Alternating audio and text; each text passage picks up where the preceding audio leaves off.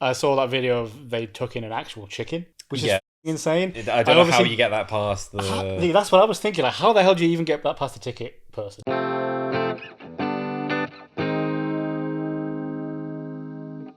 Hello, and welcome to Hazmat, the only show now completely hands-free.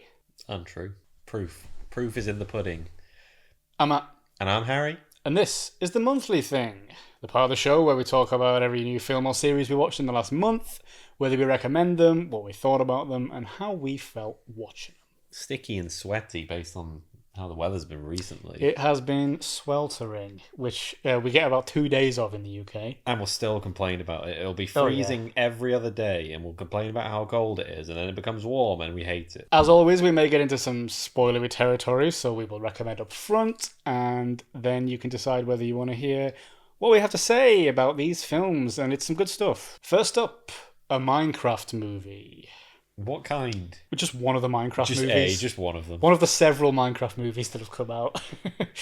That is weird, actually, that they called it a Minecraft movie and not the. Well, because I talked about this, because if they call it the Minecraft movie, it suggests that it's one and done. You call it a Minecraft movie, you're completely open for as many sequels as you want. Another Minecraft movie. Another one. Yet another one. Minecraft movie.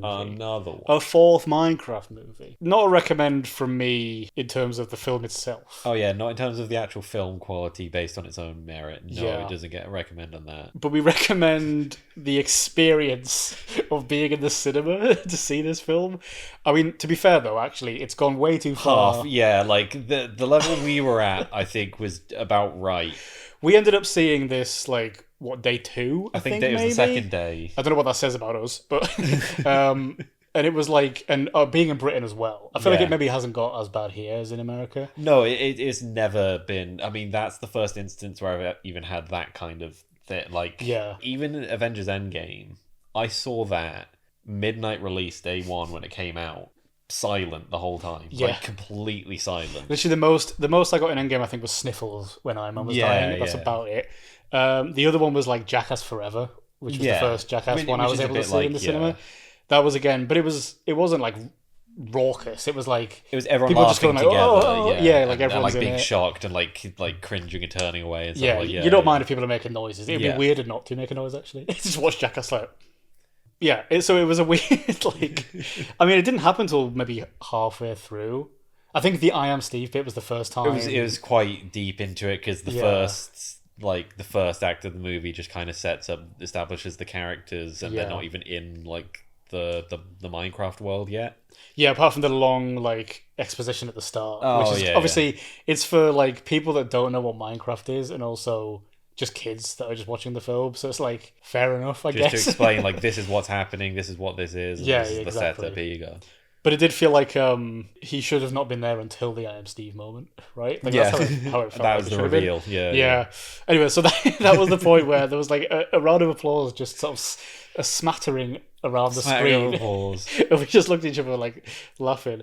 And then I assumed that would be it. But it just kind of escalated from there. No, really. more and more. Like, even bits where, like, I didn't think were even that popular. Like, Yeah. him, like, there's an entire, like, chase sequence where they're flying around. Oh, yeah. And then, like, Jack Black empties a water bucket and, like, saves them with a crash landing. That's and then everyone it. started clapping after that. It's like... It was almost funnier because it was like golf claps. Yeah. It wasn't like, woo, woo, woo. It was like that start up of like there's a few and then more and more people You just start to It's join like, in, and it just becomes a thing. So yeah, by the end, people are like, "We miss you, Steve. We love you, Steve." it was like theatre clapping. Yeah.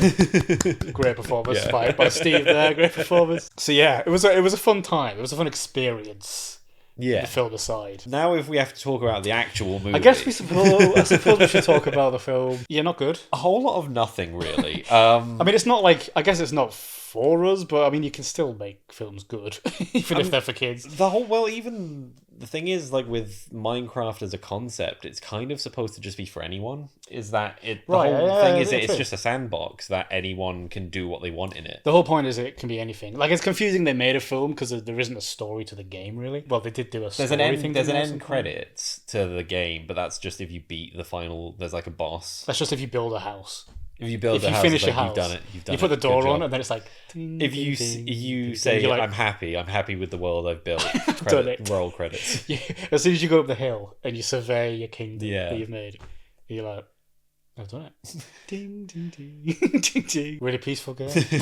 No, there was like a Telltale Minecraft story mode game. But other than that, yeah, the whole point is that it's supposed to be like infinitely creative. You just do whatever you want. You go in, you build the world to your own specifications, which is like ironic that the movie based on that is the most formulaic, predictable, cookie cutter shit you could imagine. Yeah. The entire theme of the movie is that how important creativity is, and how the real world stifles all of that and just puts us into boxes. Ironically, instead they just put this movie into a box of generic adventure fantasy film. It's like, hey, do you think you could predict what's going to happen next? Yes. Okay, that's the movie. Absolutely, it's like nothing. There's no surprises in this at all. Just from the trailers alone, I said before we'd gone to see this movie, I said, I can guarantee you this movie is going to be Jack Black explaining what Minecraft is to people that have never played Minecraft before. And what was that, like 70-80% of the film? Most of it. Yeah, most of it. I think, it quite literally is the meme of Jack Black just saying the stuff. Just saying things from Minecraft. Yeah.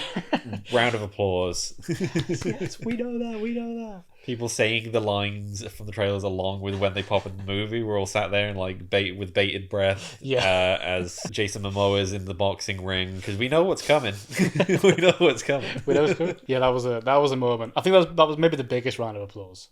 Obviously, Yeah. Chicken Jockey. That's been the big one, hasn't it? I mean, I saw that video of they took in an actual chicken, which is fucking insane. I don't know how you get that past the... That's what I was thinking. Like, how the hell do you even get that past the ticket person? Yeah. Like, we have to sneak in like bottles of Coke. But it's like entire bags of popcorn and shit, and it's like thinking about the people at work in the screens that have to clean that shit up afterwards. I don't agree with it at all. Like, it's fun to get into the spirit of things. Yeah. And do some cheers, maybe get some funny videos while you're in there or whatever. Yeah, just fucking taking an actual animal in and just completely distressing it. Destroying the place, like ripping the seats out. I've seen things. Probably ruining it for other people because like there's somewhere they've just like cancelled the screening because of how like raucous it's got. Well, there'll have been parents taking their kids to these things, yeah. just wanting like a fun kids film and just being completely inundated with popcorn and Pepsi and whatever else coming over the back of the seats. So yeah, I feel like a bit of an old man when I was watching some of those videos because I was like, come on guys, it's going too far now. Come on guys, Chicken Jockey, that's our trigger word now. Yeah. Don't say Chicken Jockey. They're like Don't sleeper agents. But yeah, I think like outside of all like the dumb meme stuff, anything positive you can say about this movie, it's either directed towards Jack Black or Jason Momoa. I feel like they were the two that really got into it. Jack Black does his thing. I think this is maybe the most Jack Black he's ever been in that like in like recent years. He's been at least, obviously doing Jack Black naturally his whole career. I think this film they told him do Jack Black and like he completely upped everything about what he does. Do you know what I mean? They said like be Jack Black pretending to be Jack Black. Right. Be Jack Black playing Jack Black playing Steve. Exactly. So yeah, he is, he does his thing. He does his songs. He's fully sort of committed to this. Jason Momoa plays a fun role here. It was interesting to see him in like a comedy role. The other three characters were just sort of whatever. Just there. I mean, they're kids, I guess. They're at the start of their career. I did know, I'm blanking on her name, but the estate agent. Yeah. She was in Orange is the New Black back in the day. So I knew her from that. She was great in that. Her character was a bit pointless here. She had absolutely nothing to do. She was just there. Yeah, it felt like just to be able to have the sister kind of talking out loud to somebody else when they were kind of split up. That felt like kind of her only use in the film, really. And my favorite was the Jennifer Coolidge subplot going on the whole way through the through line. Before you said that there, I'd completely forgotten about that. You forgot about the Jennifer completely Coolidge. Gone out of my mind. You go about her hitting the villager with her chief Grand Cherokee. Yeah. With Matt Berry's voice. Yeah, that was interesting. Well, apparently Matt Berry was approached to play Steve. So I think that was maybe a reference to that. Yeah. It would have been an entirely different vibe, and I don't think I would have enjoyed it as much. Yeah, I think it would have been way more of a parody. Yeah. Like, the film was self-aware. I think it was directed by the same guy that directed Napoleon Dynamite. So it had that kind of, like, it knew what it was doing. I think if Matt Berry was in it, it would have leaned way more into the parody of it. Whereas a lot of it was played quite straight, despite being, like, we know it's all a bit ridiculous. Yeah. That's kind of the vibe I got. But it kind of played it down the middle as a sort of family entertainment film, and then just had these kind of references. Just kind of a mess. Just a mess in general. A mess, the whole but, thing like, surrounding it, the film itself, insane. It's one of those films where, like, it's bad in how predictable it is, Yeah. but it's not boring. Right. I would easily sit down and watch that again because it's so easy to watch. Because it's fun. I mean, not on my own. I wouldn't sit and watch it on my own. It would have to be with a group. I would, frame by So we could frame all clap. analysis. Just all the lights off, computer screen just lit up. Chicken Jockey. Who was the voice of the I forget the name, but the villain? Because I feel like they sounded very familiar. Oh, I did look it up. I don't think I recognised her in the end. I think you recognised her from some of the voice acting. I think she did like some of the voice acting. Australian stuff. actor.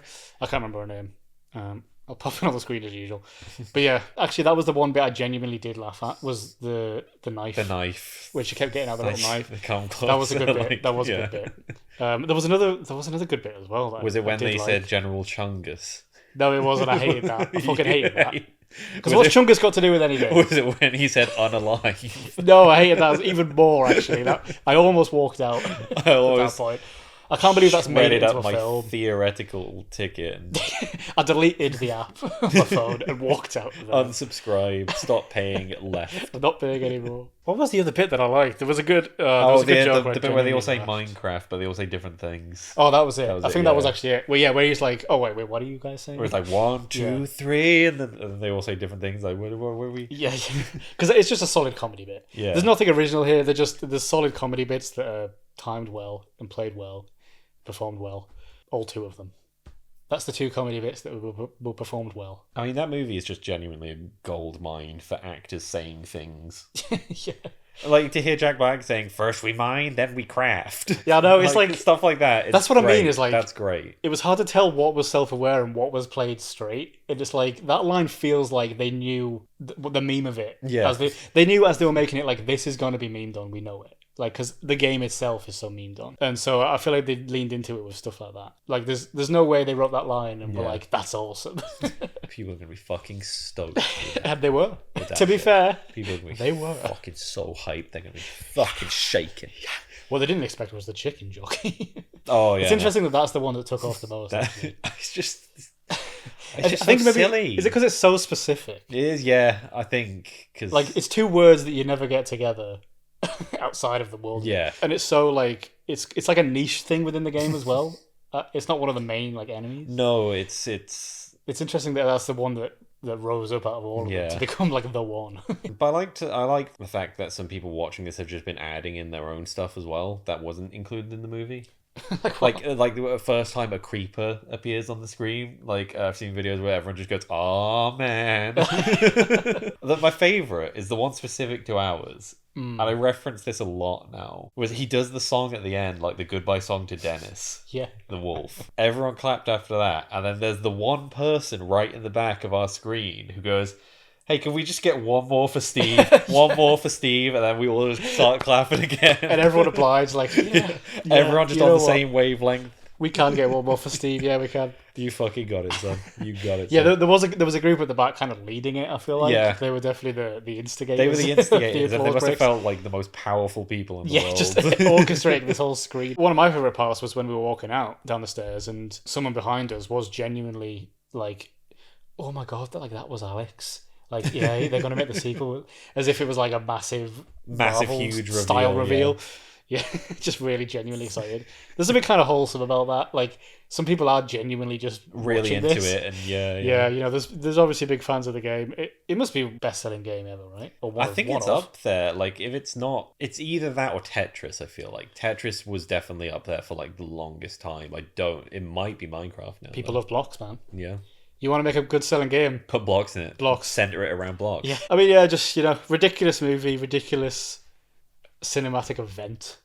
Number 2, I think, is going to be even worse and even better in equal measure. I can imagine if they do a sequel, they're gonna really lean into the meme thing. It's gonna ruin Absolutely. it. Yeah, you know, that's a good point. I think, It like won't I be say, organic. yeah, because like a lot of it was played straight in this one, it kind of worked to meme on it. But yeah, I think you're right.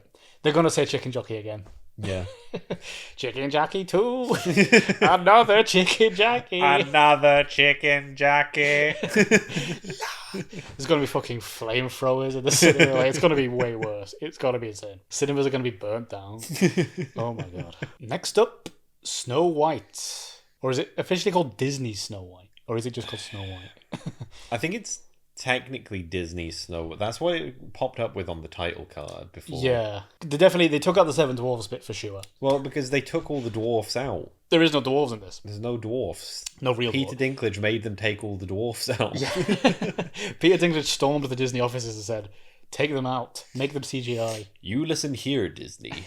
If you put dwarfs in this movie, I'm going to be very upset. It's not a recommend, again. No, Not even for the cinema experience. No, because the cinema experience for this was quite dull. dull. I don't think any time you went, it would have been good. From what I've seen, it's just been empty theatre after empty theatre. Yeah, I think it's bombed. But, I mean, yeah, we went to see it because we did the first one and we're kind of comparing live action and OGs. I mean, we said coming out of it, it wasn't as, like, horribly bad as we were expecting. The way people were talking about it made it sound like the worst thing ever. Yeah, there's been a lot of backlash around it. Yeah, there's a whole thing surrounding this as well. Like the Minecraft movie. Yeah. It's not just the film now, it's like everything the press, like... Real big talked about in the zeitgeist. Yes, the zeitgeist. Rachel Zeitgeist. Someone says. The Rachel Don't Zeitgeist. say The Zegler Zeitgeist. Yeah, it was a very low bar going in because every single one of Disney's attempts to do a live action remake of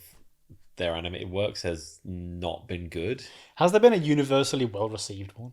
No. All? I mean, it's just nostalgia baiting, and I think part of it is they want to keep the copyright and all that stuff as well. Yeah. Because a lot of them are like so old now. The remakes of the original animations have just again and again just been this like slop. I mean, I haven't seen many of them, I have to say, but just from what I've heard, like none of them have landed. I mean, really. I can say with confidence, like not a single one has surpassed the original. No. I wouldn't say any of them are good. There are just some that are less bad than the others. Right. And I would say this is probably one of them. It's like, I go so far as I think this is like the second least bad one. Second least bad. The second least bad. I'd say. What's number one? I'd say Aladdin is the least bad. Okay. I think Aladdin had some enjoyable stuff to it. This is probably just under that. Okay. People really hated this movie though. I was like, yeah, I think that's what maybe made us like is a strong word, but not dislike it as much as we thought. Is we probably went into this thinking like this is gonna be a fucking train wreck, and it just kind of wasn't. Like it's like mostly competent is probably the word. Like it hits all the beats.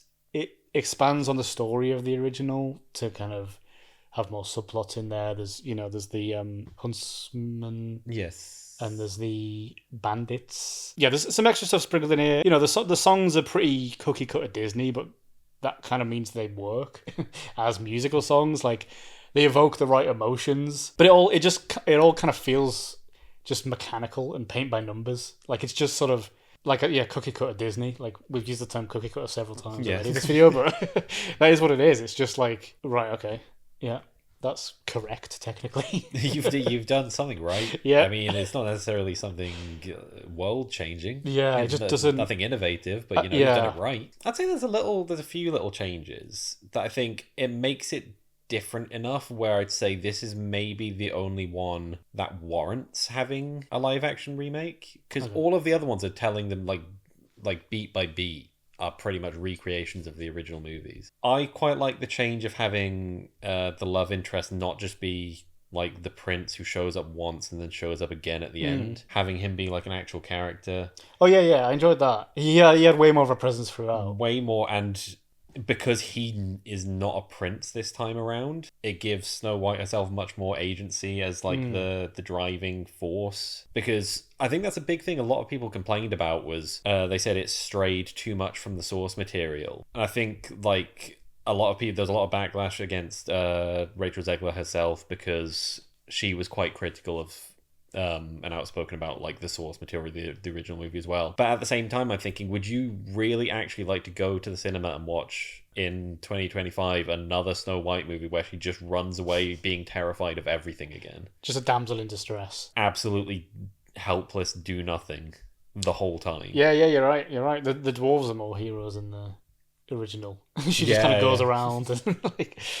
Yeah, I do think Rachel Zegler was great in that part. I think there was a lot of complaints about her in that part. I liked it. I mean, I'm a fan of her in general.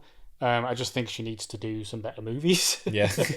I think she could be so good, but they're just not letting her do like anything actually good. Everything she's been in. I mean, Hunger Games is probably the best thing she's done so far. Yeah. What else? Shazam, not good. Oh, Y2K. The Y2K, which you said wasn't that great. Wasn't great. A weird career she's having. You know, I'm looking forward to seeing what else she does. She needs to get a better agent. Something. Gal Gadot, however. Other side of the coin here. Shocking. Absolutely appalling. How did they let her do that? How did they let her in films? How did they let her do movies? She doesn't have the sauce to be a villain. Or a hero. She's shitty in Wonder Woman as well. She's just like wooden, and they made her do a song or two. It was sort of a song and then a reprise of the song. Yeah. It was more of a kind of talky than singy performance. That kind of musical thing. I mean, this is I'm not a massive fan of musicals. I think they have to do something a bit different to kind of interest me. Something like Tick Tick Boom I really liked because it just felt a bit more innovative with the form and stuff, whereas kind of the classic traditional Disney stuff doesn't appeal to me in the same way. And I think because I get so irrationally angry in those moments where the song is about to start. Do you know what I mean? Like the moment when they're having a conversation and you can tell the song is about to start and the dialogue becomes the vocals. Yes. I hate it so much. I don't know why. It's just like, you know, they're like, and one day maybe I could see you, and then the song starts. Yes. It's like it goes from the conversation. Well, they try and transition in, but like, and there's like pluck strings, and then it goes and then it explodes into the song. Ugh, it gives me the shivers every time. I hate it. It's just, it's so I don't enjoy those moments, which this had like so many of. But you know, the song wants to get going. I think the songs are perfectly fine. It's a mix of stuff from the original, the classics. Yes, Whistle May Work. Hi Ho, like all that stuff. They did some new original stuff. A lot of the original stuff I thought blended in really well. Yeah. Again, Rachel Zegler has a great singing voice and a great presence as a singer, and I think everyone else here as well did well with the songs. There was a nice mix of the more emotional ballads and the kind of upbeat, like when the dwarves are dancing with each other and stuff. Yeah, again, I feel like every point I'm making is going back to just that, like, yeah, it worked. They did it, yeah. There weren't too many, I feel like, in the original. We just watched the animation. There weren't too many sort of recognizable songs. There was maybe like 3, maybe 4. Yeah. But like all the original stuff, I think they matched the tone and they matched the style of the originals. Yeah. Which was like a big complaint of when I was watching Mufasa and the Lion King, is that they just didn't do a good job of that style. Right, it's like a different vibe completely. Yeah. I mean, I think obviously something we all have to remember is that Snow White, the original, was from like the 30s. Like, it was insane that they could even do that for like an hour and 20 minutes or however long it is. By that point, that like it feels like the story was like not a second thought, but it was obviously very simple. Because it was more about the animation and the scenes themselves and stuff. Yeah, I think people looking back at it now, it seems like a really simple film that's got a couple of songs in, and the story's very, plain and sort of by the numbers. So yeah, like you say, I think this one, it worked to add a few more interesting elements. Because that's one of the things is when the dwarf characters are introduced in the original, they work so great as like a set of comedy characters because of their physicality, the way they move, the way they look. It's specifically designed to be very slapstick and cartoony, which when you're doing that in like with CG and attempting to blend it in with live action, it doesn't work because you can't get as physical and as weird and cartoonish with your animation because it has to still be grounded within that world. Yeah, they were a bit kind of uncanny valley to me, some of the dwarves. And you couldn't quite tell them apart in the same way as you can with the originals. Like, I think they've all got such distinct personalities in the originals. These ones felt a bit more of just a mesh of CGI together. There was like, you could tell which one like Grumpy was and Dork and Dopey, but apart from that, they were all just kind of, they kind of looked the same. It was kind of jarring, I think, to have them CGI when everyone else was human. But I mean, do they count as fantasy creatures or are they just guys? I don't know if that's kind of why that made sense. Because obviously, depending on the lore, like dwarves can just be like a fantasy race. Like obviously, in stuff like Lord of the Rings, dwarves are just their own race. I mean, it's probably not something they've really thought about a great deal. It's just like they're just the dwarves. But yeah, maybe if they did live action, they could have played more with the slapstick, which would have worked and been less unsettling because it's like real people on the screen. Yeah. Whereas, like you say, just having this kind of realistic CGI animation instead. It didn't allow for the slapstick to work or the cartoonishness to work. Like it kind of got rid of both of those things at the same time. And also, obviously, they nerfed Dopey real hard. Real hard. One of the most powerful, undefeatable characters in Disney lore, and they nerfed him to the point where it's like, well, why would you even put him in there? That's not the Dopey I know. What's the point if you're not going to respect? If you're not going to respect Dopey. the character, respect his history, respect the lore, don't put him in. Don't put him in. If you're going to make him talk, don't put him in. That's bullshit. You've completely That's betrayed the fucking character. bullshit. You've betrayed Walt Disney himself, actually. You've betrayed dwarves everywhere. Walt Disney is rolling in his grave right now, which I'm kind of happy again because he's a bad person. He's rolling in his cryogenic chamber. So yeah, all in all, a competent film that isn't very enjoyable. It's just middling. Yeah, middle of the road, which, as we've said plenty of times, is almost worse than being bad. Yeah. Next up, Novocaine. Oh my god, is that Novocaine? Novocaine's alive, everybody! And he's not fucking dead! This is one of those where I saw the trailer for this so fucking much. Oh. That when those scenes come up, you're like... Probably about as much as the fucking Trap trailer. Honestly, became, it might like, have been. the new Trap trailer. Yeah, it did. Although our favourite line wasn't even in the film. Wasn't even in the film. Fucking cut. Bullshit. You're not Wolverine, you can actually die. Great line. Sums up the theme of the whole thing. Didn't even put it in the film. Aside from that, though. Aside from that, I'd say recommend. Our first recommend of the month. Of the year. Of the year. I've hated what everything. A horrible year for film it's been. Yeah, this was fun. I was looking forward to this coming out. I like Jack Quaid. I think he's cool. We talked about him last month for something, didn't we? Companion. Yes, he's a companion. I just got a flashback there of me saying, like, Jack Quaid's good. Jack Quaid's good. We like Jack Quaid. But yeah, this was cool. This put him in a proper lead action role here, which I think is maybe quite new for him. Yeah, about a guy that can't feel pain because he's got a condition, not a superpower.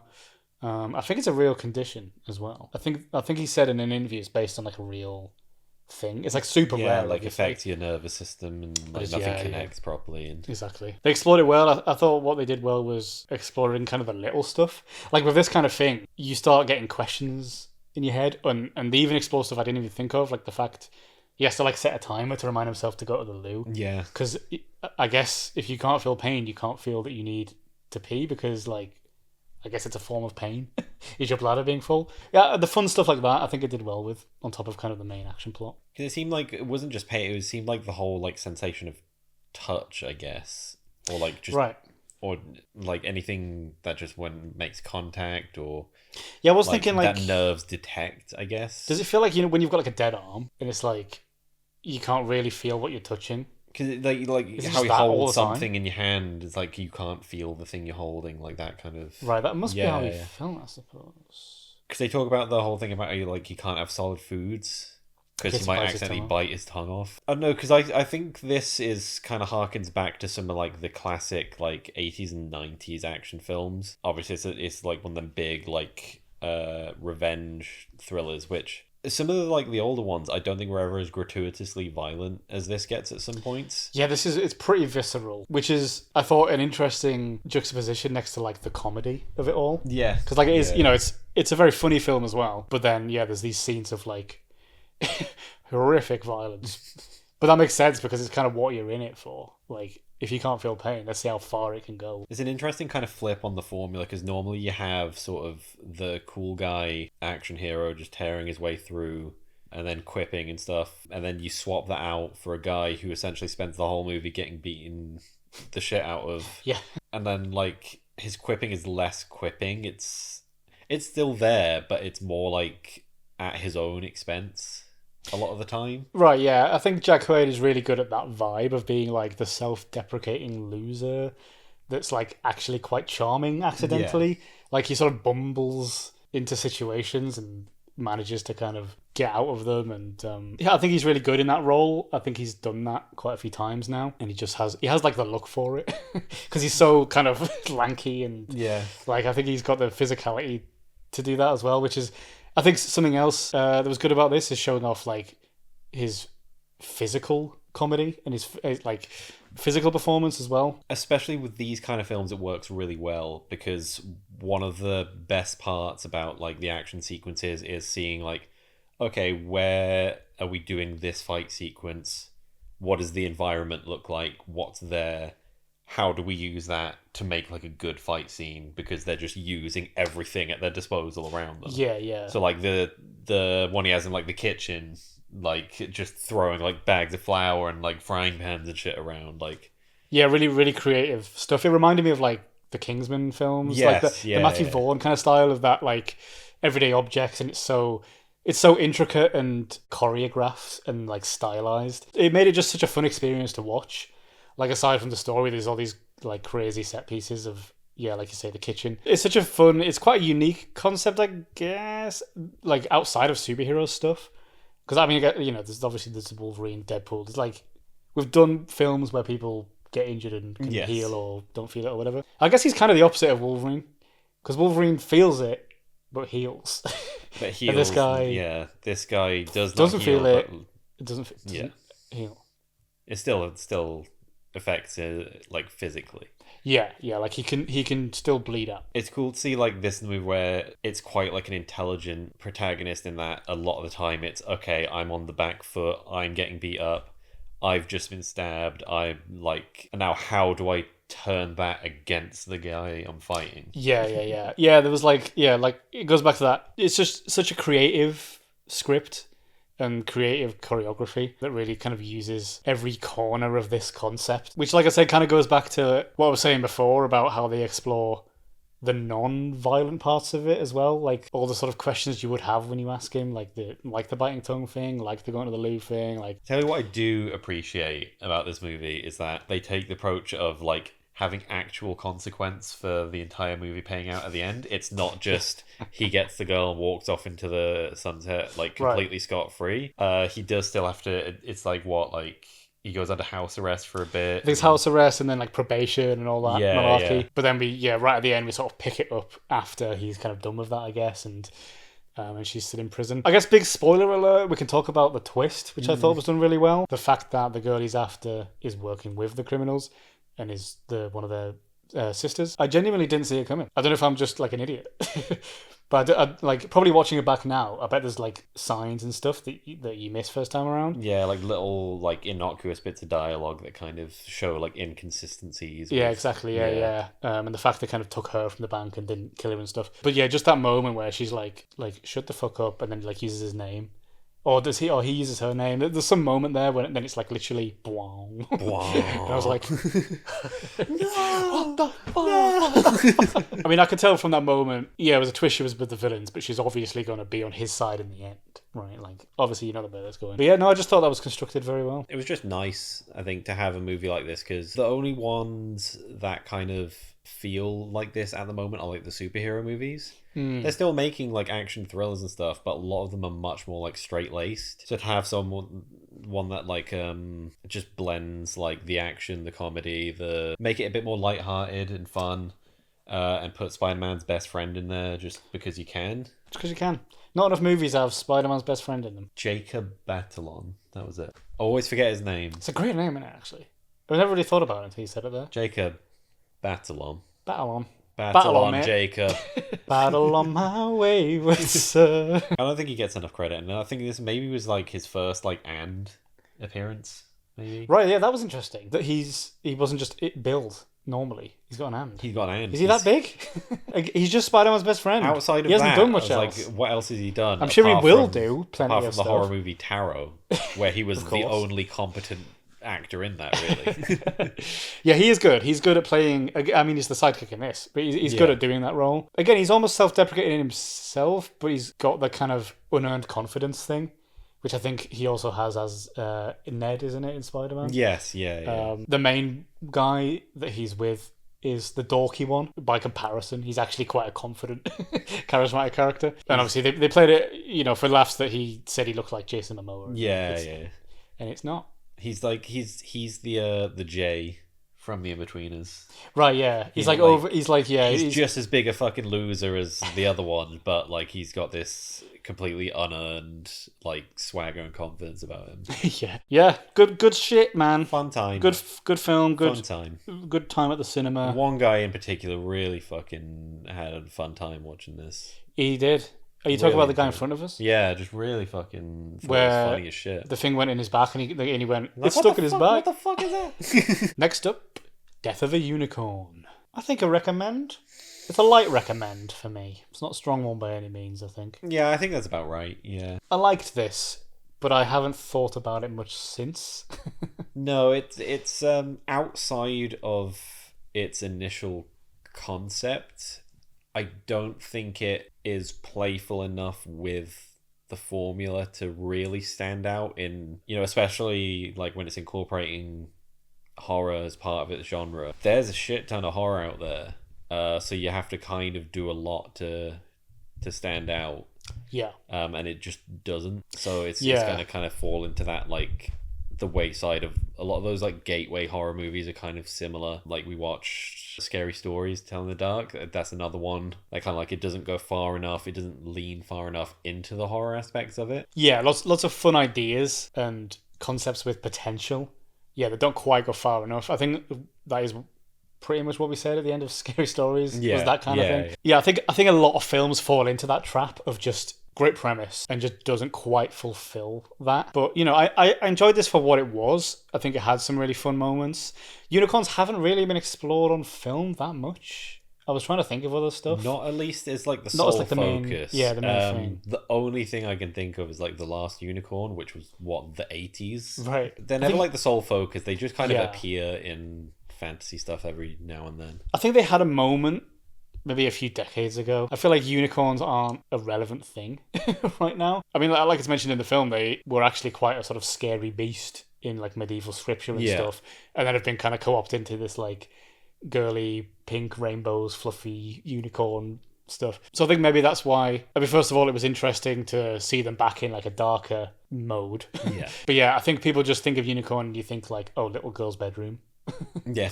I mean, you shouldn't be thinking of little girls' Yeah, so bedrooms. that specifically. Don't actually Yeah. think about that. Now that I've said that. But yeah, I thought the unicorns in this were fun to see them being scary. Did that make Yeah, sense? very cool designs. Yeah. Good ensemble cast. Some unexpected faces here. Paul Rudd and Jenna Ortega as dysfunctional father and son. Once again, Jenna Ortega plays The moody son, teenager. yeah, obviously plays the son, Jenna Ortega. Did I say son? Yeah. Well, because she's the sunlight of my life. Yeah, good save. Yes, father and daughter, I meant. Where she played the classic moody teenager that she's Yes. done in everything so far. And Paul Rudd being the charming middle-aged man, I guess. I guess he was playing sort of a slightly awkward, bumbling guy here. Now that I'm thinking about it, I'm not that sure if Paul Rudd was the right choice for this. Yeah, Paul Rudd can do. I mean, he can obviously do the struggling father who's not super good at taking care of their kid, because that's what he's doing in Ant-Man.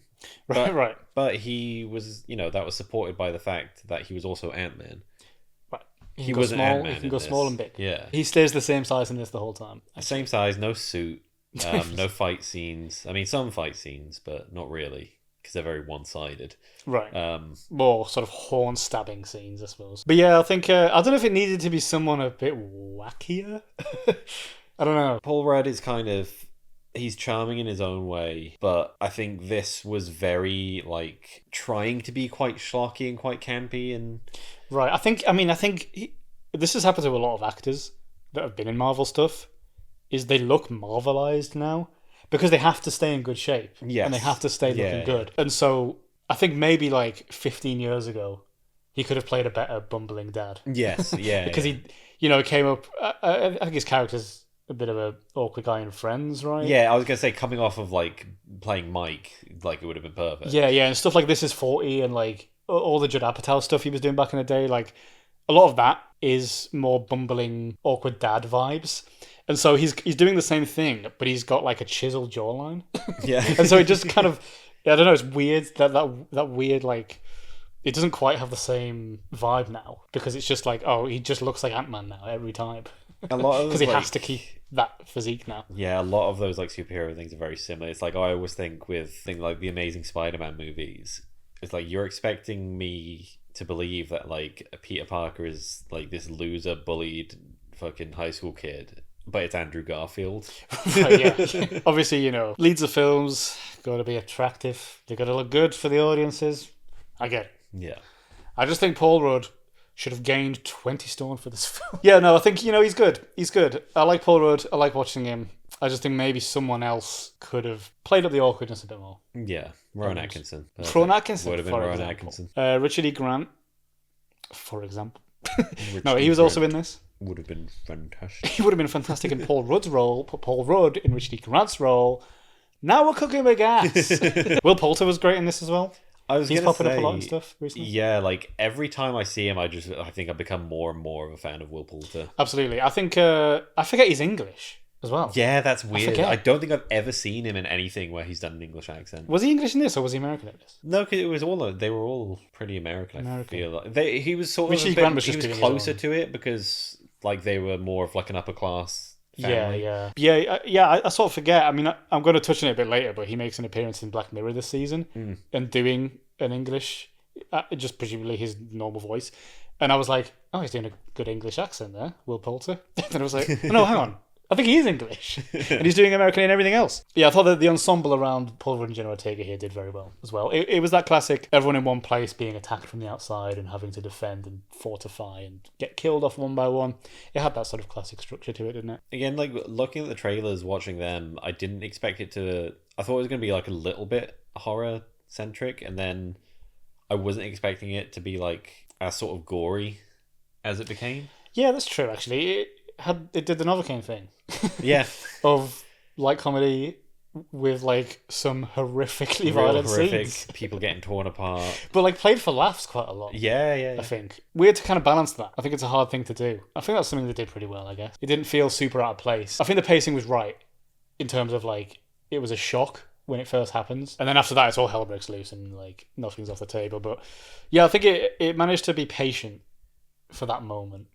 Which I think gave it all the more impact. Yeah, real difficult to balance all that while presenting this stance, this viewpoint of, you know, the way Big Pharma treats natural curatives. I mean, yeah, benefits. Yeah, that's the theme. Profits from them. Bloody capitalism. Next up, Sinners. Fucking great. Recommend from me. Yeah, easy recommend. Absolutely recommend. Also, my best of the month. It's my best of the month. I don't think you could do that. I don't think you're allowed to pick this. I'm going to pick it.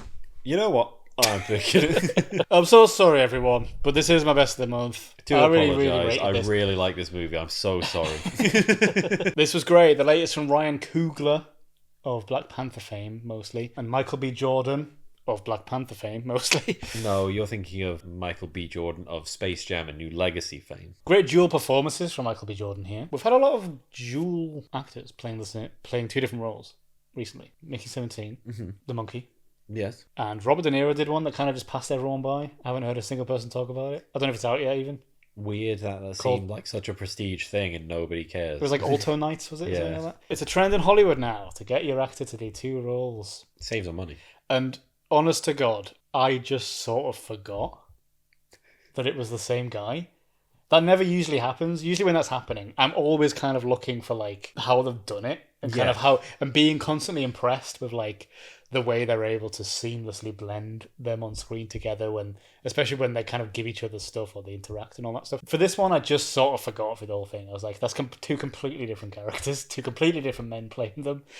I just didn't think about it because I was so engrossed in the world of the film. I think they did a brilliant job there. The one part I did think about it was at the start when he's passing the cigarette back and forward. I was like, you're just showing off. You're just showing off. No, you can't. Because they did like the first one. You can't do that. You can't. And it's like, oh, that's cool to show. Yeah, we can do that. And then they just kept passing it back and forth between them. I was like, we get it. We get it. No. Wait a minute. We're going to do it 5 more times. I can't believe they made vampires cool again. Yeah. So I guess, to summarize, it's a vampire horror film, which is not a unique thing, but they made this very cool and unique, I thought. Yeah, completely different sort of take on it. A lot of the time, they go one way or the other, in that it's either like your very clean-cut, very charismatic, very suave Dracula-style vampire, or you're completely like savage, blood-crazed, like blood-starved like animalistic vampire. Mm. And then this sort of blends the two. They're like still sociable, human-like creatures that can be in like conversation mode and be like suave and manipulative and stuff. But yeah, then they turn into these violent beasts. I'm a big fucking rampaging horde. Yeah. And I thought it was cool that they really leaned into... I think we've talked in the past about how like vampires have so many weaknesses. Yeah. Sunlight, garlic, holy water, running water, stakes, crucifixes, not being able to go into places without an invitation. It's just like this. They just basically can't really do anything. But I like that they leaned into a lot of them. I think a lot of vampire media sees a lot of it as a bit cheesy or a bit kind of dated or corny, like these kind of stereotypical things you get from like the original Dracula and things like that. I guess I'd say especially kind of garlic being invited in. I think sunlight's still a pretty common one, but I mean probably Twilight kind of changed the vampire image for like the past 20 years or so, however long, whenever that came out. I think they very much did kind of define what vampires were for a long time, and then it's just recently I think quite a few films have been doing vampires lately. Anyway, my point being that this film leaned into a lot of them almost like unashamedly.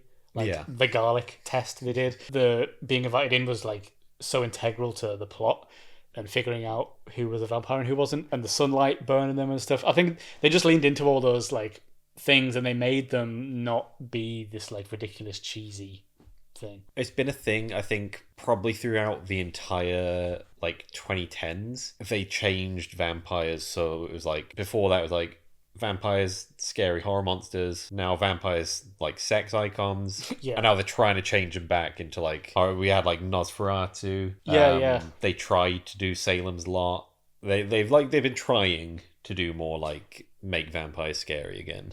We're changing the PR campaign. We'll market them differently, people. The other side of this film, I mean, I think this film mixed a lot of genres together quite seamlessly. There's like a kind of coming of age thing. There's like romance stuff in there. Then there's obviously the horror and there's action. It almost strays into like musical territory at certain points, especially like the scene. For anyone that's seen it will know exactly what I'm talking about. But there's an incredible scene which blew me away where Preacher Boy Sammy is playing one of the songs in the bar for the first time, and the camera's panning around and there's all the ancestors, old and new, through the veil and representing all these different types of music and culture that are all meshing together into this kind of beautiful, harmonious, like collage of sounds almost. It all adds to the song, but they're all quite sort of disparate and clashing at the same time. Yeah. Like the beats are different and there's all these counter melodies and counter rhythms. The way it passes through all of it just was like, yeah, it just blew me away. It is great how this movie in part is literally just a celebration of black culture throughout the years, and I feel like vampires was probably the perfect choice as like antagonists in that sense, because it's kind of doing this thing where one of the sort of more subtle undertones of this movie is talking about it's discussing that idea of how a lot of their culture has been destroyed over the years because of, and we're going to have to play the villains for a moment here, because of the interference of like colonization. Vampires work really well to represent that, because how do you represent an invasive force coming in and destroying a culture by integrating it into their own and making everything like the same as what they're doing? One big homogenous by blob. taking like a creature that literally turns you into thralls under control of itself. And I think the fact that it was set in the it was like late 30s, right? Yes, right? Yeah. I think that was the perfect setting for it as well, because of, like you say, because racism was so prevalent back then, but black culture was also so prevalent with, jazz and blues and the birth of all that stuff on the music side of things. So I think having just, these two really strong themes of the time colliding and using a big vampire battle to tell that. Like you say, just a perfect package to say what he was saying. That's the kind of outside the box thinking I think we like. A lot of, it's a lot of ideas, and sometimes when you put a lot of ideas together, it doesn't work because there's too much going on. But they really thought, hey, we've got a lot of ideas. How do we tie those things together thematically? Now it works. This is the opposite of what we said at the start. for several of the films today.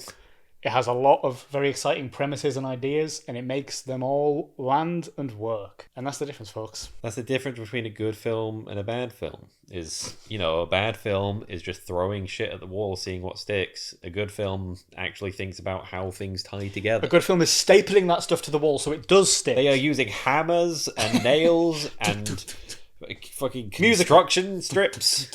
Action. Comedy. God, it's warm. Oh, I'm sweating. I'm walking. Oh, I'm gross. I had to shut my window earlier because I was working and someone out the front was like... Someone out the front was like, I'm gonna put your shit in my fucking bin again. Next up, Julie Keeps Quiet. A recommend from me. This is a very quiet film, ironically. It's a very thoughtful film. It's a very contemplative film. And it's very affecting as well, and it's very profound. This is one of those where you just kind of have to sit quietly after it for a bit. So the premise here is that Julie is a star tennis player at this club she's playing at, I think in a mid to late teens, and she's sort of like this tennis prodigy, and her coach is fired, and it comes out that there's abuse allegations and all that stuff, but she doesn't want to talk about it, hence the title, Julie Keeps Quiet. It's that classic abuse story, but I think they do it in such an interesting way here where everything is almost left unsaid. We never at any point actually find out what's happened between her and the coach. It's all inferred, like you know, but it's never actually spelled out for you at any point, because a lot of the film is about the pressure and the fact that women feel like they can't talk about these things because they won't be taken seriously, or the man's side is going to be taken, or, there's the power dynamic of coach and student that is like a difficult one to navigate there as well. And when it's like his word against hers and all that stuff, I think it manages to just be this contemplative thing where she's just getting on with her life. Like, there's some great tennis scenes in this. The actress must be genuinely a good tennis player. I mean, I can't really tell, from a layman's point of view, but, she's playing some good tennis. There's maybe one or two matches, but it's mostly about the training. And it's just, you can just slowly see throughout the film this kind of pressure getting to her. We sort of learn more and more. Her and the coach were very close, and she was his favourite because she's kind of the best. Like I say, it's just, it's this exploration of the quietness and the silence that women are forced into. Sometimes in these events, especially young women, that maybe won't necessarily be taken seriously by police or the courts or even friends, parents, and just what that can slowly do to slowly erode them from the inside and just start to seep into their life. In her tennis career, she's going from strength to strength, but then in her personal life, you can see her just getting more and more affected by this pressure and this thing that's happened in the past. And like I say, I think it does well to not spell that out for us. I think a lot of these stories are often sensationalized in film, dramatized. I think this did well to keep it very grounded, and which I think just made it all the more affecting. Like I say, as the credits roll, you're just teary-eyed, and you just have to sit there. Literally, a guy in the front row just went... just completely silent screen. It was a really small screen. I'm going to need a minute. Yeah. And literally everyone in the screen, I think there was about 5-6 of us in there, we all just watched the whole credits. No one left until it was physically over. Yeah. We were all just sat there. And it's because of all the stuff that's inferred and unsaid that almost your imagination makes it worse in that way, rather than, it's almost more affecting than either seeing it or having it talked about in dialogue. It's almost more impactful to have it unsaid and unspoken, just like a lot of these abuses do go unspoken. So yeah, I think the film made that point very well, and I think it did it in an interesting and very quiet way, which I thought was something a bit new. Yeah, because it can so easily be, I've seen reviews for this saying it's boring and stuff, and it's like, well, you didn't get it then, did you? Yes, you just didn't get it. I love that. I love films that are a slow burn. I love films that take the time to build characters and lives, and take the time and treat small things with such importance, which just makes the stakes so much higher, even though it's very sort of small personal things. I like this film. I liked it a lot. Yeah, it's almost the way to do it, I think, when you try and you leave a lot of the detail out, but you sort of nudge people in the right direction, because then everyone's going to sort of have a different experience watching it because you're filling in the blanks yourself. And a lot of the time, you're probably going to default to like the worst case scenario, which is going to be Right. different for everyone. But like again, it's that idea of that's why it's so affecting, is because Yeah. you yourself are kind of thinking, okay, what if I'm in that situation? Okay, what's the worst possible thing? There it is. Yeah, I think there's probably plenty of women and girls out there that have seen this film and probably affected them very profoundly because they were able to, project their own experiences onto it. I don't want to speak for them or anything, but yeah, like you say, I think it lets you fill in the gaps yourself. That makes it worm its way into you more than it would have if it spelled out exactly what was going on for Julie specifically in the Yeah. film. It is especially prevalent in like those kind of professional settings, like where it's centering around like a career or something that could become like more if you become a professional player, because it's that idea of, I don't know if they say it specifically but you're always thinking of it's like, in that kind of setting, it's if you say the wrong thing about the wrong person, then like it's over, like Yeah. you're just blacklisted for life. No, that is a theme in it. Is I think there's the idea that if she says something, her tennis career is ruined because she's forever marred with this thing that happened. Again, it's the power dynamic. Quite often the abuser is of higher status or has more control and autonomy in these situations, especially when it's something like a teacher and a student. Or someone that's like quite well respected, that's going to have a lot of people backing them just by default. Because they gain trust, and it's why so many sexual predators are people that the victims knew. Parents, older family members, teachers. It's because they get the trust first, and so it's easy. Like it's easy to get them, and I think that was a big part of it, is because it made a point of Julie and the coach being so close. It was such a huge decision for her to ever talk about it, like whether or not to talk about it, because it just could, blow up everything. And like I say, because she was this star tennis player that, was everyone's favorite. Yeah, lots of very serious themes in this, and I think it balanced them all very well. Fun stuff. Fun, light-hearted stuff. Next up, Flo. You want to talk to my sister, Flo? Hi, how are you? Did you like that Finding Nemo reference? That was good. Thank you. Yeah, did you like my flowing? He is good. Yeah. Very smooth. Thanks. What a wholesome moment. It's real good. We'd like to compliment each other sometimes. Right off the bat, easy, very easy recommend from me. And also, this is my best for the month. Good job. Good job, guys. You did it. You did. You did. No. Thank you. No. And you. No.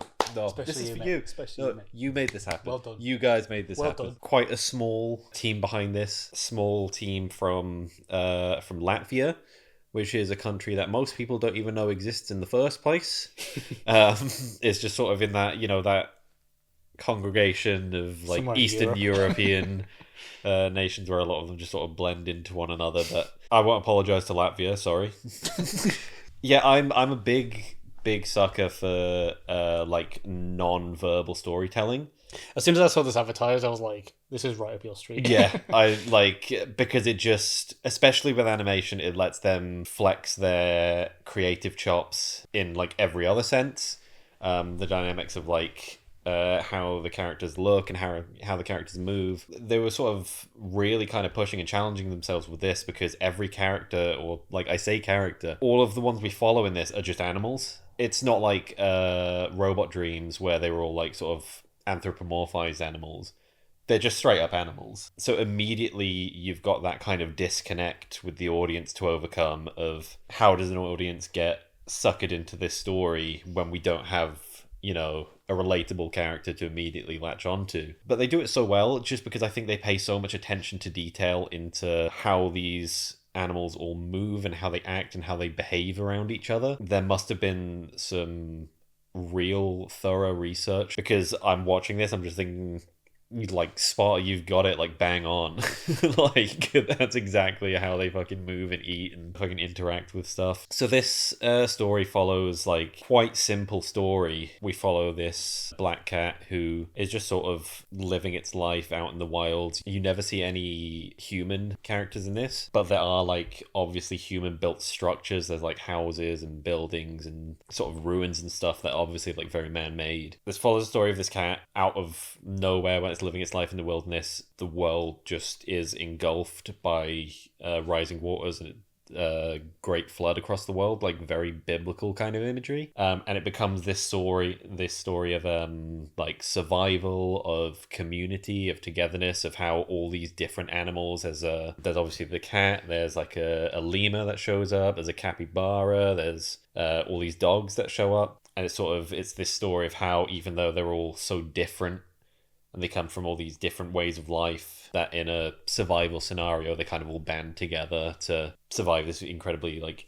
inexplicable event. And it's just such a beautiful experience because it's not talking, it's not building these characters in any way through dialogue. You're focused more on just these little physical interactions, on the environments and how they interact with different sort of props they find, different items they find. And like that's really cleverly done in how it almost becomes like a story of loss at times, that especially with this lemur that shows up, he's got all these different like treasures that he's been hoarding, and there's one in particular that he's like enamored with that's like a mirror, and then that mirror gets broken at one point. You're just watching it, like it feels as though that's the death of a character, that has that kind of impact of like the death of a loved one.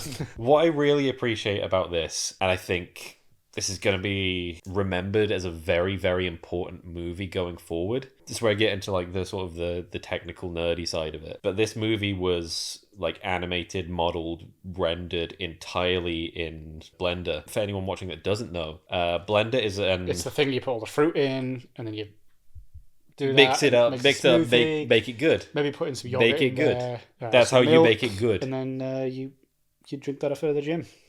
Is that right? Not quite. Oh. No, Blender is a completely open source animation and 3D modeling software, which is important because Blender is something that you can freely access. You could download Blender on your computer right now if you wanted to. I don't want to. You don't want to. I did at one point. I need to get back into it. I did try and get into it at some point, and I do want to go back and sort of get into it a bit. But we should do a whole episode where we're animated. Where we're animated? You can animate in Blender. It take fucking years for me to learn that. 2 hours. Yeah, especially like now that it's sort of been past award season and Flow did so well. I think it won the best animated feature at the Oscars. I think it won the Golden Globe, even though we've been told for years by those already working in animation that Blender isn't industry standard. It's great that this movie has come along and proven otherwise, because the fact that it's a free software, it just makes cinema so much more accessible now, that people, like, as long as they have a passion for it, you don't have to be a part of this massive studio or, work your way up a network as much as you might have to. It's not as, I hate to say like gate kept, but like that kind of vibe, It's much more like anyone can kind of come in and make a film now as long as you put in the effort. And it's very similar to when I was talking about Terrifier, I think last year. It's very cool to see the rise of a very small team, a very small studio, very small budget coming up and then suddenly getting so many accolades and so much, being so well received by everyone. It just bodes well, I think, for the future of cinema that we can have so many more like creative minds coming in and giving us stuff we've not seen before. Because even with something like Blender, I think it does have quite a specific look to it. Like, I've never seen another movie that really looks like this, and you can immediately tell. Like, if I hadn't known going in that this was animated in Blender, I would have seen like the first opening shots and be like, oh, that looks like I've never seen anything like that. It looks like they've done something different there. But yeah, like I said, great experience. What I would not recommend is if you've got kids and you're just looking for like a distraction for them for 2 hours or whatever. This is not the one for it. People a lot of the time, I think, just see animation and Funny go, cat. Yeah, that's just something dumb we can let the kids watch for an hour and a half so we don't have to do any parenting. Because kids watching this won't have a good time. Seems because a bit too artsy. They're not doing like jokes every like 2 seconds. It's more like it's about the experience. And take them to Minecraft.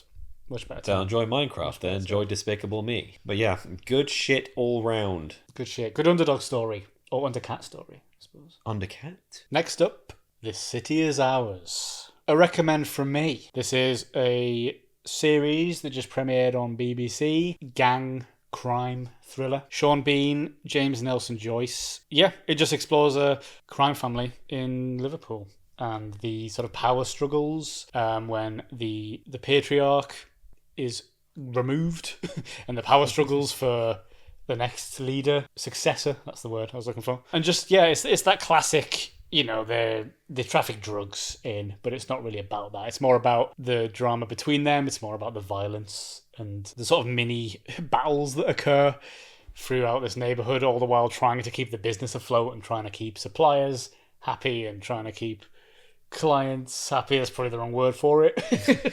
Clients is a bit, you know, the clients that are buying our pounds of cocaine. It was just really entertaining. It was just a really solid series, this. It's set in Liverpool, and Liverpool is almost another character within it. It's very much about the city as well. Hence, The City Is Ours. It's very much about how they control the areas and how they control the city, and they want more and more power, this family. You know, there's other people trying to come in, there's betrayals within the family. It's all the classic stuff of a crime drama, but I like that it's not all sort of action violence. There's a lot of quite emotional scenes here. There's like James Nelson Joyce, his main character here, Michael. A large plot is him and his girlfriend are trying to get pregnant. You know, she's not involved in the gangs, but she's sort of now embroiled in this whole world, and it's the whole thing of, do I love him enough to kind of risk my life to be with him every day?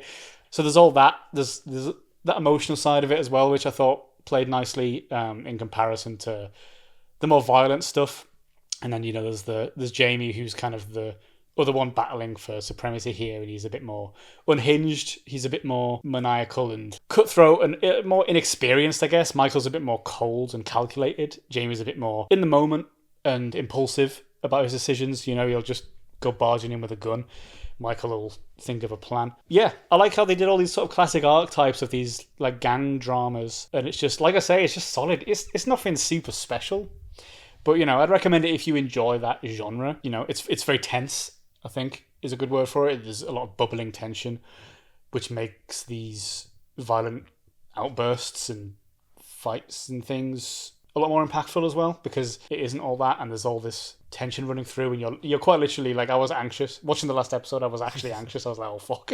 Oh, shit. Not much more to say on it, really. I enjoyed it. I think it's 6-8 episodes maybe. If you want a good solid drama that will have you on the edge of your seats and have you wanting to watch the next episode straight away, and has all the classic hallmarks of, you know, a Sopranos type drama, it gave me kind of Top Boy vibes as well. Yeah, for anyone who enjoys things like that, I'd give this a recommend. Sean Bean does not do the Scouse accent.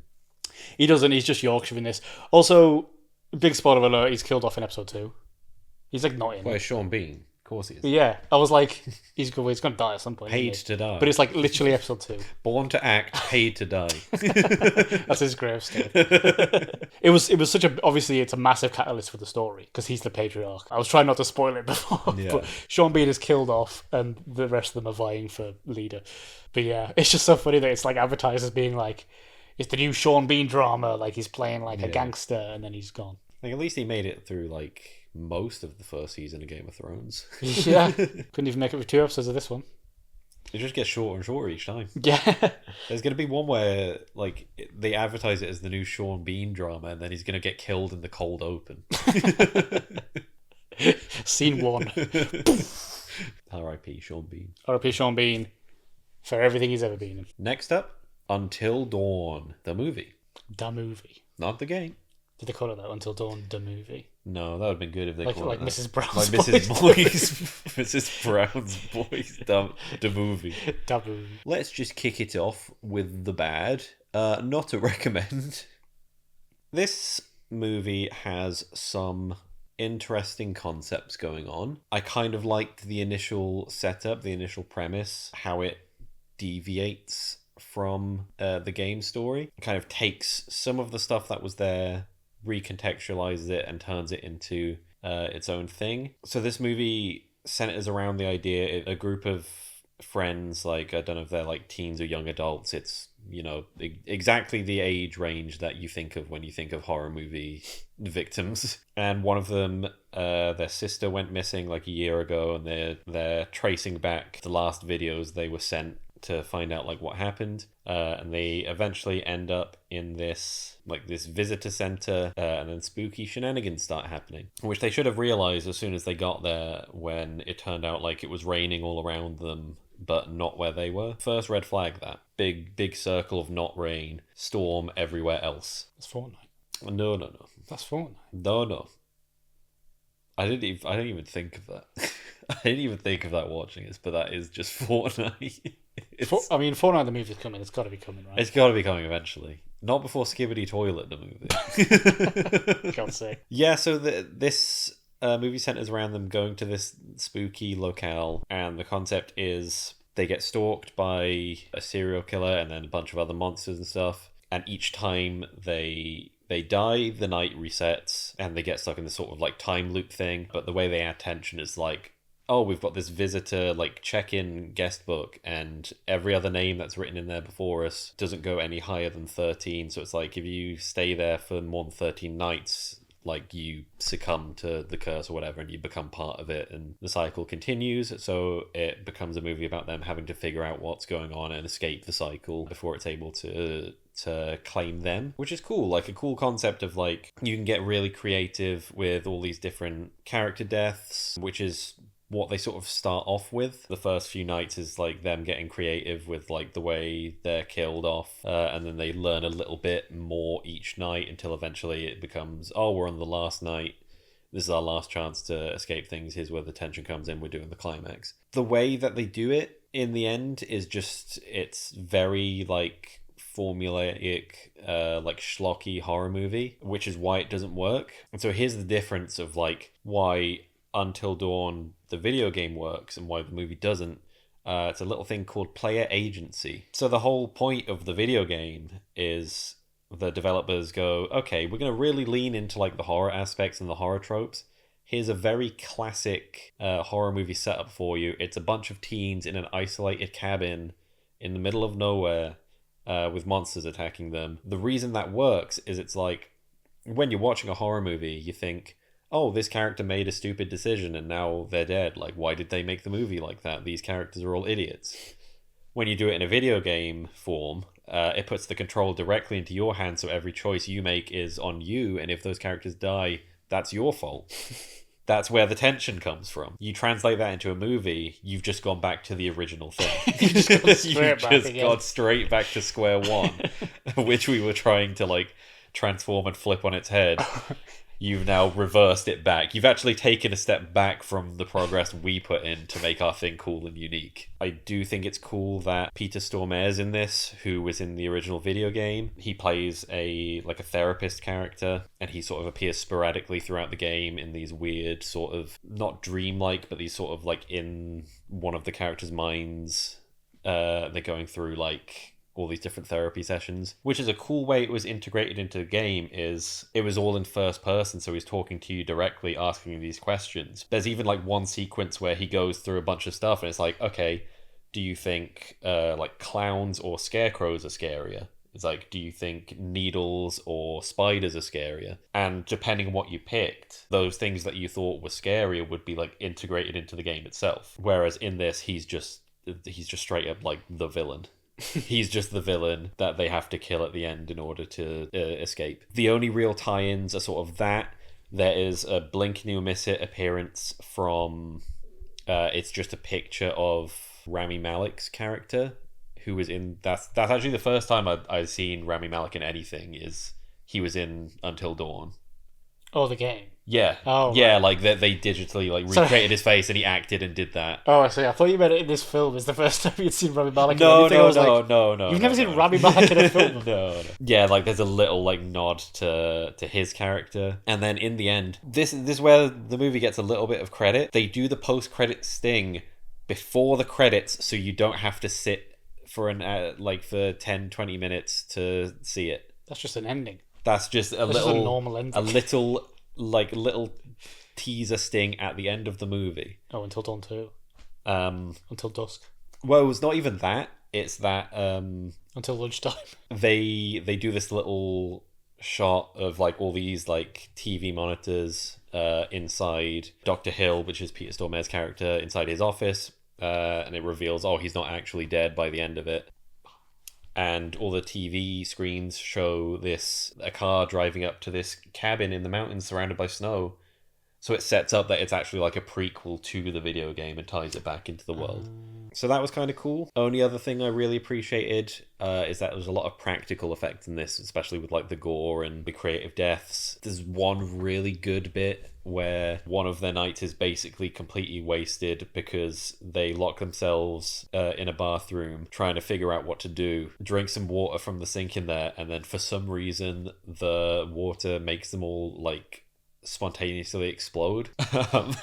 So that was cool. That was a cool effect, which then comes back later into the movie and ties into like sort of how it all plays out. They also changed the lore of like Wendigos, because Wendigos were the monster from the original game. They also used them in this, but changed like how people turn into Wendigos, which was a weird thing because Wendigos are not an original monster they came up with. They're actually like part of folklore, like they exist in like folklore. And I think the game does the right version of them where it's like by way of cannibalism, because like there's this whole thing about like miners being trapped in a like collapsed mine shaft, and that's why they turn into Wendigos, as some of them become so desperate they start eating each other. Whereas with this, it's just that, oh, for whatever reason, the people that were trapped in this time loop eventually just got so scared they turned into Wendigos over time. Doesn't really give you a proper explanation for it, but it's like, here you go. We did it. We put the thing you know in the movie.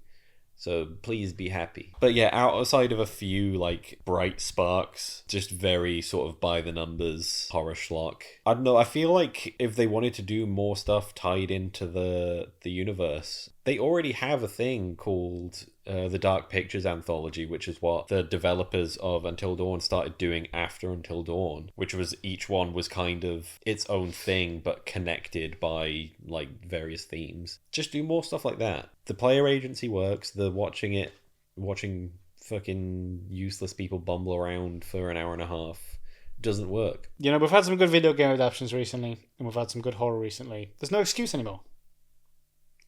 Get it right. Get it right. Next up, Black Mirror Season 7. 7 seasons, Black Mirror. 7. That's insane. Insane. I don't mean to sound all high and mighty here, like I was there, but I have genuinely followed Black Mirror from the word go, since the Channel 4 days when it first began. And it's because, for the most part, it's written by Charlie Brooker, who I was a fan of before he did Black Mirror, back in the days when he was doing Weekly Wipe, Screen Wipe. I'd been a big fan of him, and so it was kind of like crazy to have him now writing this kind of dark sci-fi anthology series coming from like a lot of his satirical comedy work. Yeah, he did a lot of I don't know what paper it was. He had like a column. Yeah, which was sort of very observational and yeah, that's I mean, it makes sense from that perspective of his style is very observational. Yeah.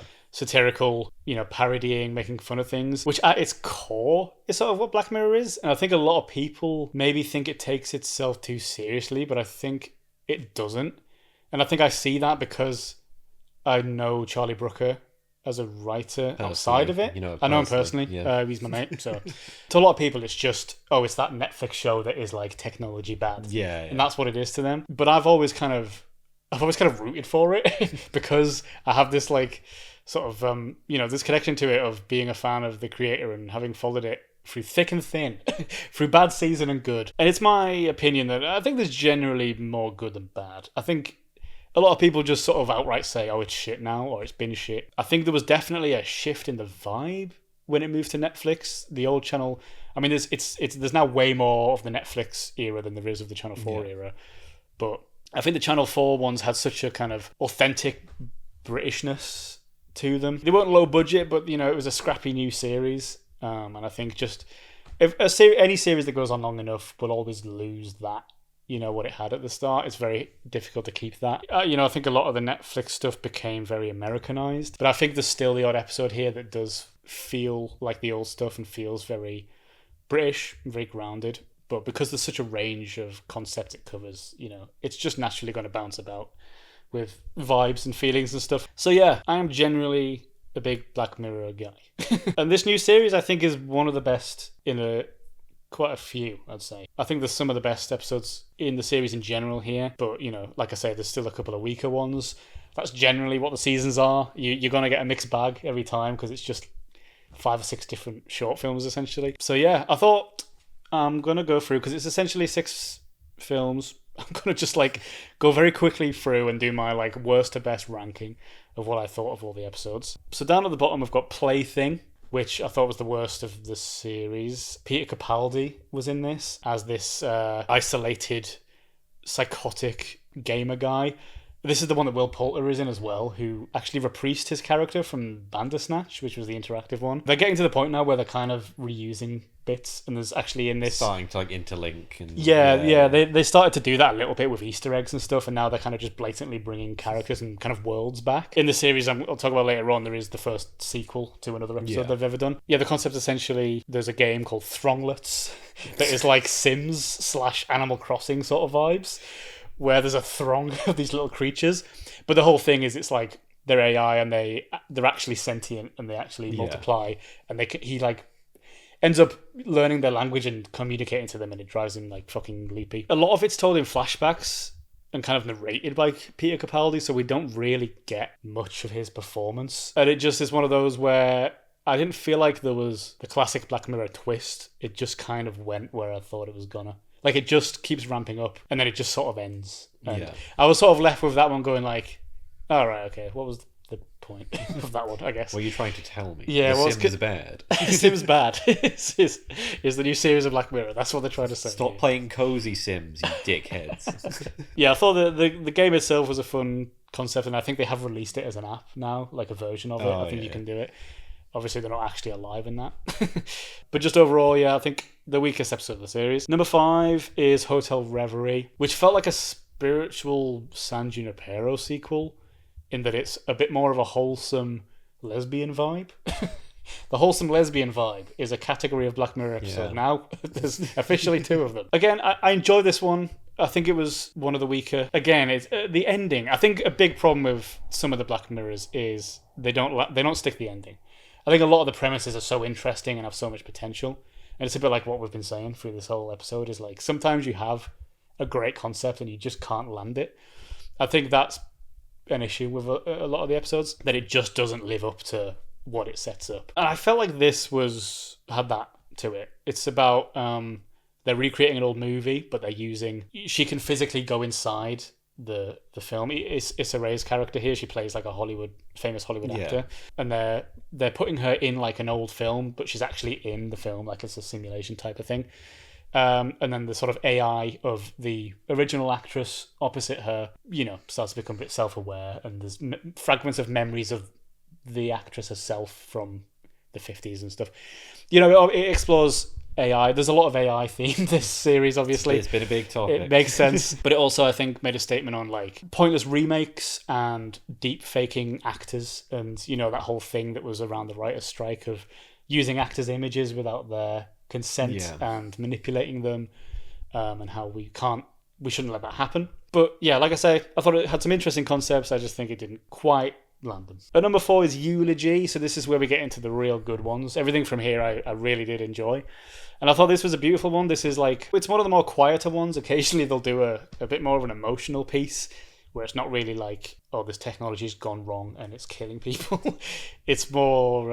it's just somber. It's just somber. It's a more personal story. It's basically Paul Giamatti in this one. They've contacted him about an old girlfriend that passed away, and they've contacted him to try and gather some photos, and they're making a virtual memorial where people can kind of go inside photographs, and then he slowly uncovers things about their relationship that he didn't realize was going on, and the real truth of why they ended up breaking up. And I thought it was really cool. I think it used that classic concept. Black Mirror does this a lot, where it's just people going inside things, inside a game, inside a movie, inside a photo. That's an easy kick-off point. But I thought it was just one of those really beautiful ones. It wasn't violent. It wasn't action-packed. It was just this guy's journey of figuring out what the fuck went wrong, and it was about grief and regret. And Paul McGann reminded Paul McGann. That's Doctor Who. Again. Paul Giamatti reminded me of his Holdovers performance here. It was a kind of a similar vibe of, kind of sad, aging guy with a deep sadness behind him. Number 3 is Bete Noir, which was a super unique episode. They haven't really done anything like this before. Basically a Mandela Effect episode. It's, there's themes of kind of gaslighting as well. And there's even racism tones in here. I just thought it was a super unique concept. I really enjoyed it. The ending shot is absolutely batshit, which I think took away from it a little bit. But overall, I really love this one because I think it was just such a different thing for them to try. And again, it wasn't like a classic, this technology is killing people. It was more of a unique vibe. Number 2 is USS Callister Into Infinity, which is the sequel I was talking about. The sequel to USS Callister, which is one of my favourites. Jesse Plemons, Kristen Milioti, and an ensemble here. I thought it was cool. This could be a TV show on its own. Basically set inside a virtual game where this guy has made digital clones of these people and they're essentially stuck in there. So yeah, I mean, I guess the first one was kind of that whole argument of would digital clones be sentient? Are they human? Would they have morals? What are the ethics of all that? Touching on AI and stuff. But obviously back then that wasn't such a touchstone issue. And this one, I think, just followed it up really well. It was one of those things, this could have been a complete disaster. The whole point of the show is you're kind of one and done every episode. So it's like, to do a sequel, I think, was a risky move. I think this was the right episode to go for it, because the world was so rich, and the last one ended quite open-endedly. And I just think they did really great. Kristen Milioti is fantastic. And coming in hot at number 1, Common People, which is the first episode of the series and pretty much kind of blew me away. I don't know if it was just because we haven't had a new series of Black Mirror in, I think, about 3 years, and so I was just kind of glad to have it back. But this is Chris O'Dowd and Rashida Jones here. And again, like Eulogy, it's one of the ones that is a bit more profound and a bit more emotional and kind of family-based, about a couple who, Rashida Jones' character, I think it's a car... Oh, no, it's a tumour and she collapses, and there's this like crazy new procedure that basically puts like a virtual part of a brain to replace the brain that's damaged. So you're kind of connected to this cloud that's like keeping you alive. And then they start kind of putting in ads, and it's very much a statement on capitalism in general, but also like, I guess specifically the American healthcare system, where, it's like extortionate amounts of money to just go to a hospital waiting room. Also, a statement on things like Netflix that have these tiers now of like ad-free, ultimate, like, all this stuff where they just keep pushing people up and up into further prices by having the basics at the top level. Yeah. Like, we should be able to like pay a certain amount a month and stream ad-free, but now we can't. We have to pay more for that, even though that used to be the basic one. Entry point. Yeah, so it's like that. She starts just saying ads out loud, and it's the lengths that Chris O'Dowd has to go to keep the payments, because they have to pay a subscription. And there's a whole thing there of like just how extreme can subscriptions be. We're charged monthly for literally everything in our lives now. So what if you were literally charged a subscription to stay alive? Because if they cancel it, she's a goner. So I thought it was just a really clever concept, and it's kind of exactly what I go to Black Mirror for. It's that clever satire with a hint of humour and irony to it, and cleverness that isn't too over the top and cheesy. And I think this did very well. So yeah, generally this series was very good. That was my whistle stop tour of Black Mirror season 7. And I hope you enjoy it. Maybe I'll get you to binge them all and we'll do a tier list of like listening to that, I was like... You'd like it. I'm surprised you haven't ever seen it. I was just thinking, like, a lot of games I've played have very Black Mirror coded elements to them that I really enjoyed. And I'm thinking, like, yeah, it's been on the back burner forever, and I think maybe this will be the year I finally watch it.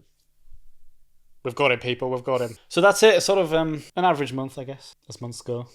But some good stuff. Some gems in there. I think, yeah, like because it's been one of those months where it doesn't seem like a lot's been out.